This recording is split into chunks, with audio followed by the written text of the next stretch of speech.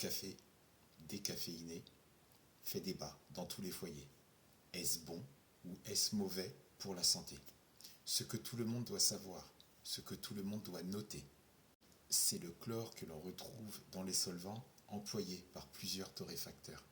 Je parle bien évidemment de la personne qui vend le café et non pas de l'appareil qui sert à torréfier le café.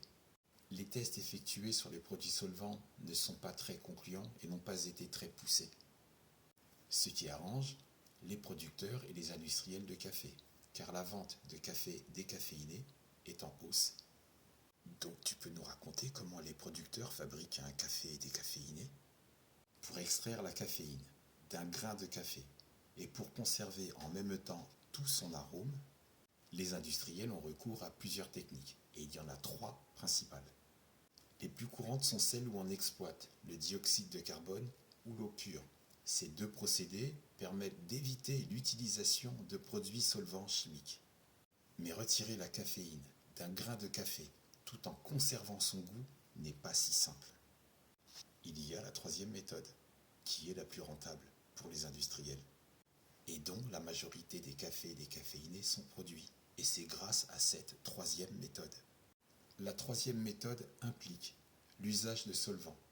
C'est le mécanisme de développement le moins cher, le plus économique, le plus rentable pour les torréfacteurs, les producteurs de café et pour tous les industriels. Dans cette 3e méthode, il y a 2 procédés. 1. La méthode directe.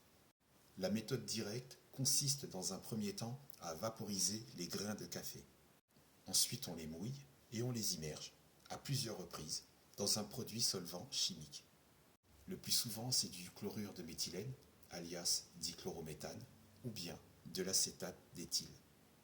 Le solvant utilisé se mêle à la caféine et l'expulse. Puis, il sort des grains. Pour la dernière étape, on expose, on soumet les grains de café à la vapeur pour tenter d'éliminer toute particule de solvant chimique. Donc ça va, le produit chimique, il s'évapore bien à la fin, non? Même s'il s'évapore, est-ce bien en totalité? Même s'il s'évapore, pourquoi imposer ça aux consommateurs?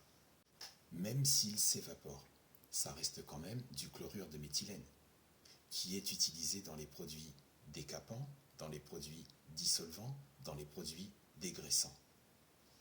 Qu'en est-il de la sécurité d'hygiène alimentaire du consommateur? Le chlorure de méthylène, employé dans les produits décapants, dégraissants, dissolvants, à forte dose, sont considérés comme cancérigènes. Mais que sait-on de l'industriel qui emploie ce chlorure de méthylène? Quelle est la quantité pour fabriquer le café décaféiné? Les tests peu concluants et très peu poussés n'ont pas pu prouver la nocivité du traitement du café décaféiné, mais ils ont pu observer la déshydratation du consommateur.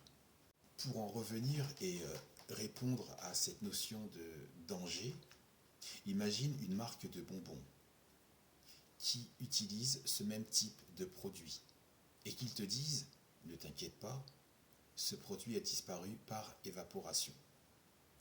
Est-ce que toi, tu le donnerais quand même à goûter à tes enfants? Le producteur manie son produit, mais c'est toujours le consommateur qui en subit les conséquences. Ce n'est pas du café décaféiné en lui-même dont il faut se méfier, mais du procédé d'extraction avec produits solvants chimiques. Et si j'achète un café décaféiné, traité sans produits chimiques, c'est bon, c'est sans danger. La méthode de décaféination, comme par exemple au dioxyde de carbone ou à l'eau pure, peuvent modifier la structure cellulaire du grain de café. Voici une cellule. On en extrait 1 ou 2 composés. Ça crée un espace libre. Les autres composés vont s'étaler et occuper cet espace, ce qui peut entraîner l'augmentation de la concentration de certains composés et la perte de composés que nous avons retirés. Donc l'augmentation d'acides gras saturés et la perte de certains nutriments comme la vitamine B et des antioxydants. Le traitement par dioxyde de carbone ou à l'eau pure ne savent pas faire le tri, ne savent pas faire la sélection dans le grain de café. Ni l'un ni l'autre dira « Bon, on va tout balayer sur le passage, mais les vitamines B, les antioxydants, on va veiller à pas trop vous bousculer. » Non, ça ne fonctionne pas comme ça.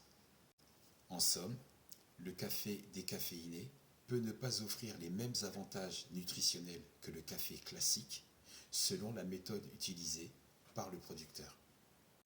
Dans la troisième méthode, tu as parlé de 2 procédés. On n'en connaît qu'une. Tu peux en parler. 2. La méthode indirecte. La méthode indirecte consiste à diriger le solvant chimique et à le mettre en contact avec les grains de café. On met à tremper les grains de café dans de l'eau chaude. On sépare après l'eau des grains et on la manie avec le solvant chimique. La caféine se mêle ensuite au solvant présent dans l'eau et on patiente jusqu'à sa pseudo-totale évaporation. Et ce n'est pas fini, car on plonge encore une fois ces grains sans caféine dans cette eau dite décaféinée, dans l'idée et dans l'espoir qu'ils réabsorbent les arômes du café. Et les personnes très sensibles à la caféine, le café décaféiné, est-ce que c'est bon pour elles? Sensible, d'accord, mais très sensible, il y a des degrés et il est déconseillé de tenter.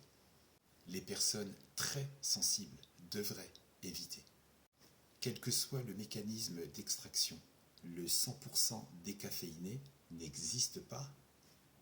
Une tasse de café ne peut pas être totalement dépourvue de caféine. On peut mesurer entre 96 et 98% de caféine en moins.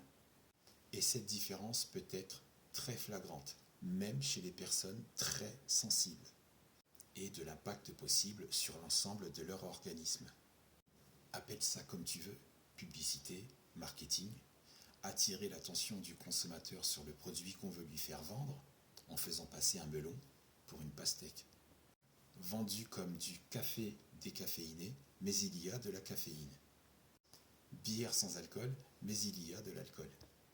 Oh, ça va, à peine 0,4% d'alcool.